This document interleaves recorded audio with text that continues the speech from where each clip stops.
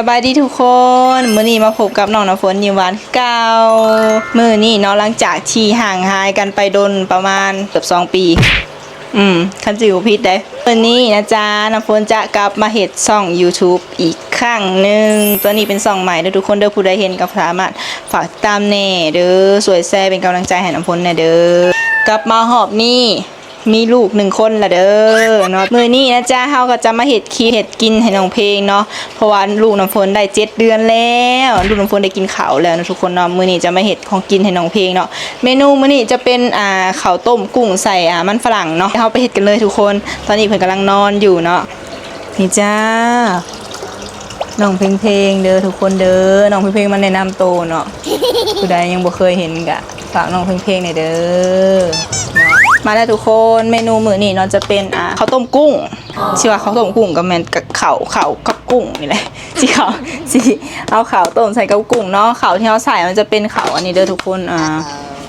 ข้าวที่เฮาใส่ให้น้องมื้อนี้เนาะจะเป็นข้าวตัวนี้นะมันเป็นข้าวโอ๊ตเนาะข้าวโอ๊ตออร์แกนิกตัวนี้เลยทุกคนต้มใส่กับกุ้งเนาะมื้อนี้เฮาสิพาไปเก็บผักเคลพร้อมเพราะว่าเฮาปลูกผักเคลเองเนาะทุกคนเนาะเดี๋ยวมาเริ่มเห็นกันเลยขั้นตอนแรกเนาะเฮาจะมาล้างมันฝรั่งก่อนจ้า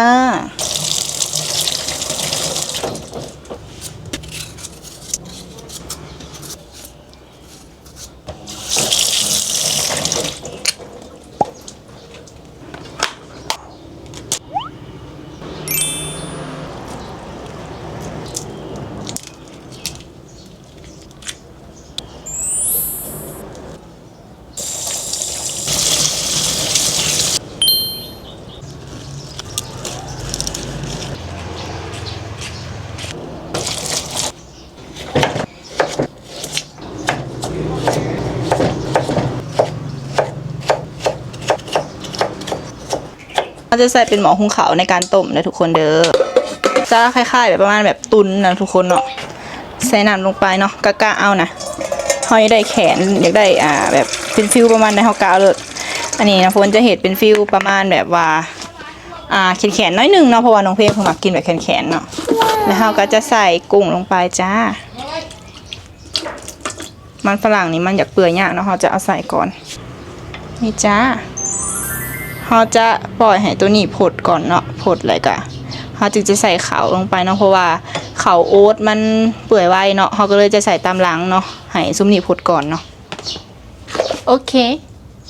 ระวังถาเนาะทุกคนเนาะขออนุญาตโฆษณาน้อยหนึ่งเราจะมากินซาตัวนี้ทุกคนจะเป็นแบรนด์ของน้ำฝนเองเนาะทุกคนเนาะตัวนี้จะเป็นซาสมุนไพรเนาะเป็นแบรนด์ของน้ำฝนเองเลยทุกคนเด้อมีเลขที่ออยจดแจ้งแบบครบเด้อทุกคนเด้อตัวนี้นะจ๊ะจะเป็นซาสมุนไพรเพิ่มน้ำนมเนาะผู้ใดที่ว่ากำลังถือผ้าอยู่เนาะแม่ๆคนใดถือผ้าเด้อทุกคนเด้อประมาณ7 เดือนขึ้นไปหรือว่าเดือนคลองเนาะสามารถกินได้เลยเด้อตัวนี้จะเป็นสมุนไพรบ่มีสารอันตรายเด้อจะเป็นสมุนไพรอยู่ในนี้เนาะมันจะเป็นสมุนไพรที่เขาสกัดมาเป็นผงแล้วเนาะเพื่อให้เฮาทรงกินแม่ล้างคลอดเนาะคนใดที่ว่าบ่มีน้ำนมเกิดลูกมาจะผ่าคลอดหรือว่าเกิดธรรมชาติเนาะกินได้เลยเด้อแต่มื้อแรกเลยทุกคน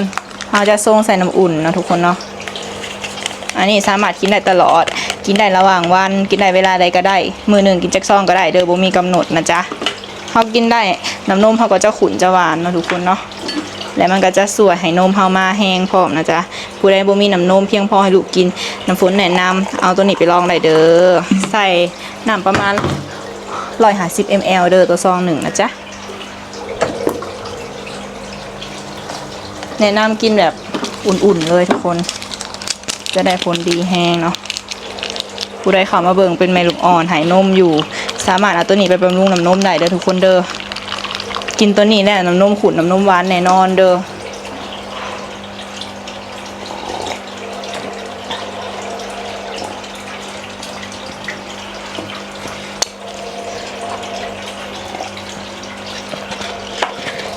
ผู้ใดสนใจนะจ๊ะสามารถมาสั่งซื้อทางเบอร์ WhatsApp หรือว่า Facebook น้ำฝนได้เลยนะจ๊ะ Facebook ส่วนตัวเด้อทุกคนเด้อ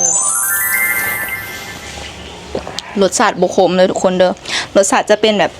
ซ่ามะนาวนะจะหวานๆมีสมปลายดิ่นน้อยหนึ่งเนาะทุกคนฮากะสิมีไฟในการมาเฮ็ดซ่อง YouTube อีกครั้งหนึ่งเนาะ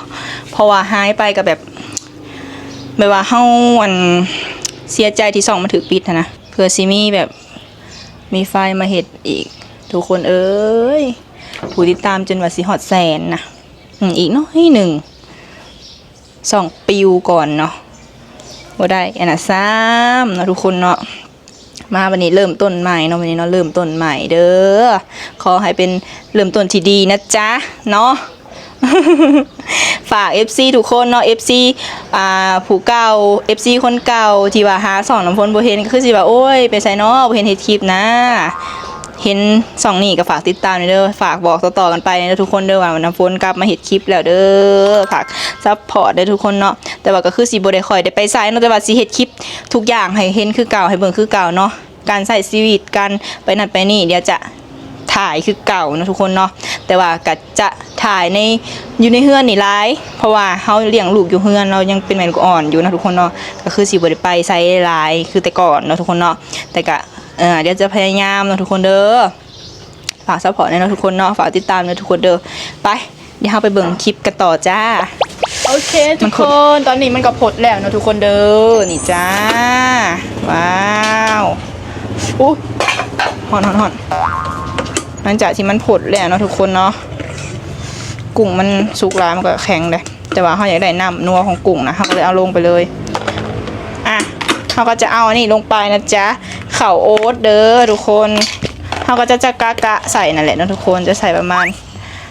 2 บวง 3 บวงเลยนะเดี๋ยวก่อนใส่ข้าวโอ๊ตลงไปเลยอีกนิดหนึ่งโอเคกะเอาเลยเนาะทุกคนเนาะเห็ดหอบ1นี่น้องจะได้กินประมาณ2 มื้อนี่แหละ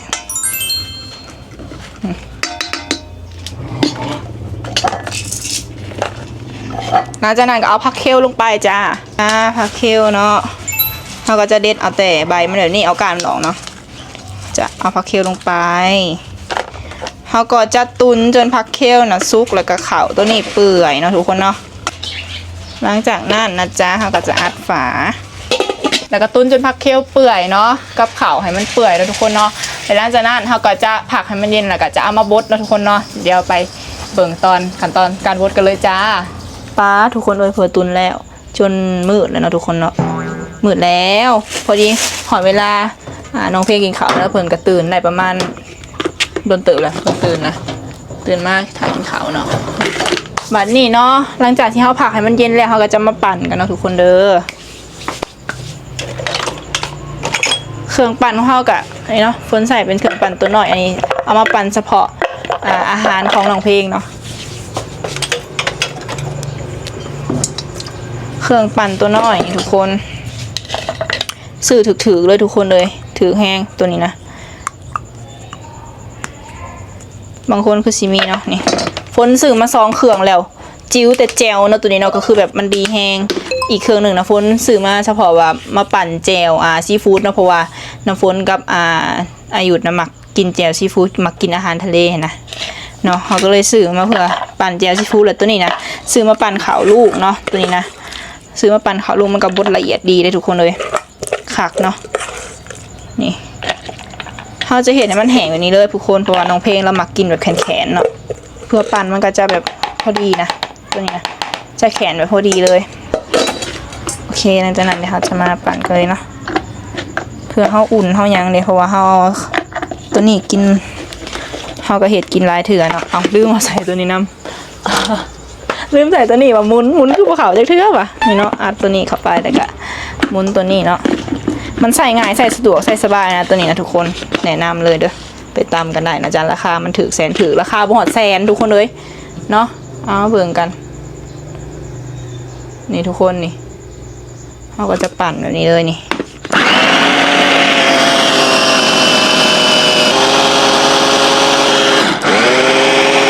พอดีนัวแฮงมันนัวกุ้งทุกคนเลยจะได้แบบนี้เลยทุกคนนี่ค่ะข้าวน้องเพลงตัวนี้จะบดใส่มันพลังเนาะแล้วก็จะใส่บล็อกแก้วแบบนี้ทุกคนมันจะมีตัวนี้ก็ขากแห้งทุกคนบล็อกแก้วตัวนี้ขากแห้งมันจะมีขนาดเนี่ยบอกนะว่าเด็กจากเดือนกินขนาดใดนะมันมีออนบอกนะทุกคนเขาก็จะตักใส่ตัวนี้เนาะแหละตามขนาดที่น้องกินเลยทุกคนอันนี้ก็จะตักไปป้อนน้องเนาะส่วนที่เหลือก็จะเก็บไว้เนาะไว้กินมื้ออื่นเนาะทุกคนเนาะ เคน้องเพิ่นกินประมาณนี้ทุกคนนี่เนาะเดี๋ยวเราไปป้อนน้องกันเลยจ้าทุกคนเขามาเอาน้องเพลงไปกินข้าวเนาะเพิ่นมาหลอกก็ไม่เถาเนาะนี่เลยน้องเพลงนี่นะ ไปกินข้าวกันไปกินข้าวแล้วก็ไปอาบน้ำลูกเลยช่วงนี้มันร้อนอากาศร้อนทุกคนเลยอาบน้ำเช้าแรงเนาะมันร้อนแห้งก่อนนอนก็สิอาบกินข้าวแล้วก็อาบน้ำเนาะมื้อนี้กินข้าวค่ำแน่เฮ็ดข้าวใหม่ไม่เฮ็ดช้าไม่ได้กินข้าวค่ำแน่ปกติสำนี่หันอาบน้ำแล้วเนาะเฮ็ดยังนั่นน่ะทำอะไรอย่างนั้นนะลูกจะเป็นไงดิใจเอียงอีหล่ะเด้ไปเอาเอียงก่อนไปทุกคนพาน้องไปกินข้าวมาแล้วทุกคนเอ้ยมาอีหล่ามากินข้าวลูกโอ้แม่ลืมปิ่นพัดลมเข้ามาเลยดิไปเอาพัดลมก่อนปิ่นพัดลมมาก่อนเดี๋ยวสบายดีก่อนสบายดีน้องเพลงสบายดีFC เด้อฝากติดตามน้องเพลงหน่อยเด้อน้องเพลงมื้อนี้ได้ครบ7เดือนแล้วเนาะ7เดือนเต็มแล้วมื้อนี้นะเพิ่นเกิดวันที่25เนาะมื้อนี้วันที่25พอดี7เดือนเต็มเก่งๆนะทุกคนเอ้ยเนาะ FC บ่ได้เห็นได้บางคนคือสิตกใจเนาะเอามีลูกแล้วมาค่ะวะ มาลงมากินข้าวอ้ำข้าวก่อนแม่เบิ่งน้องเพลงกินข้าวเด้อทุกคนเด้อวันนี้เบิ่งน้องเพลงกินข้าวเด้อนี่แม่เฮ็ดข้าวให้ใหม่นี่นะลูกกินข้าวแม่ลูกกินข้าวเด้อลูกใส่เอียงก่อนใส่อะไรเอียงลูกนะเอียงลูกเด้ใส่เอียงก่อนโนแม่สิป้อน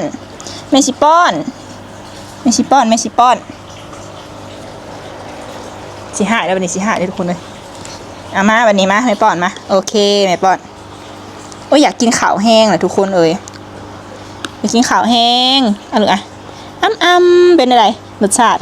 กินมันฝรั่งครั้งแรกทุกคนเลยกินมันฝรั่งครั้งแรกเนาะบ่เคยเอาลูกมาหมักบ่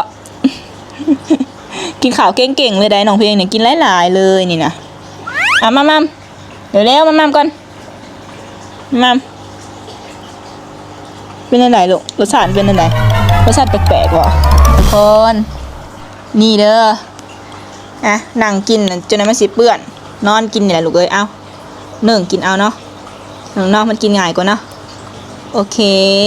ไปมันซื้อในไหนลูกมันซื้อในไหนเดี๋ยวมันแพงโอ้ย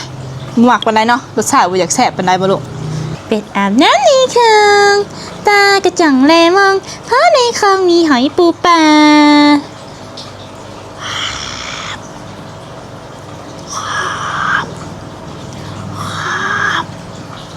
น้ำไอ้ลูกนั่งกินนั่งกินดีนั่งกินแบบดี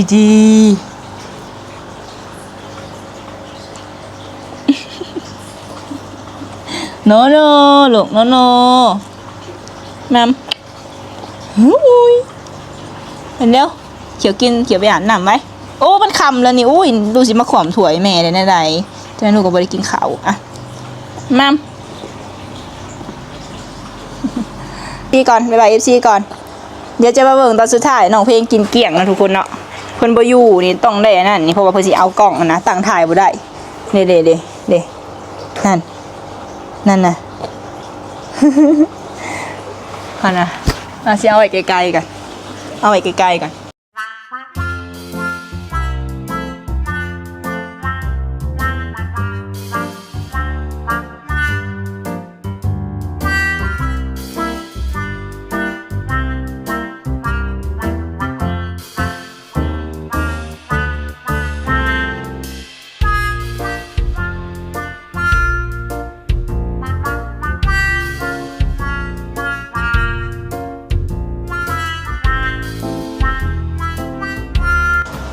ทุกคนแบตกล่องสีดับแล้วคลิปนี้ก็คือสิจบสำนีเด้อทุกคนเด้อไปป้อนข้าวน้องก่อนนะทุกคนเนาะ